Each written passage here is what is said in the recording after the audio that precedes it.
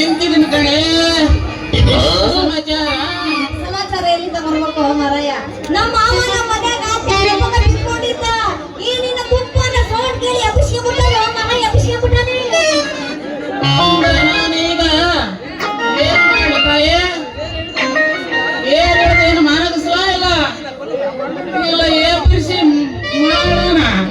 ಇನ್ನು ನೀನು ಮಾತಾಡ್ತೀವ ಆಗ್ಬಿಡ್ತು ನೋಡ. ಏನು ಬೇಡ, ನಮ್ಮ ಮಾವ ಹೆಂಗ ಆಗ್ತಾನೆ ಕೇಳ್ಕೊಂಡು ಬಾ ಅಂತ ಕಳಿಸಿದ.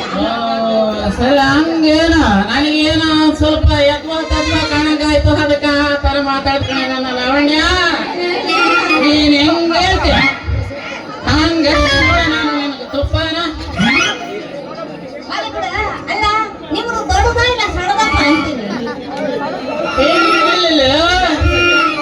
ನಾನು ನಿನ್ಗೆ ಹೇಳೋದು ಏನಂದ್ರೆ, ಈ ತುಪ್ಪ ತಗೊಂಡು ಆ ನೆತ್ತಿ ಮೇಲೆ ಸುರಿದು ತೆಪ್ಪಗ್ ಮನಸ್ಸು, ಆಮೇಲೆ ಇದೇ ಹೊತ್ನಾಗ ಈ ಜಾಗ ಬಂದು ನಾವಿಬ್ರು ಒಂದ್ ತಗೋಣ. ಇದೇ ಊರಿನಲ್ಲಿ ಜನ ಎಲ್ಲ ಬಾಯ್ ಬಾಯ್ ಬಿಟ್ಕೊಂಡು ನೋಡ್ತಾ ಇದ್ದಾರೆ. ಒಂದು ಒಬ್ಬರಿಸ್ಬಿಡೋದು ವೆಂಕಟರಮಣ ಗೋವಿಂದ.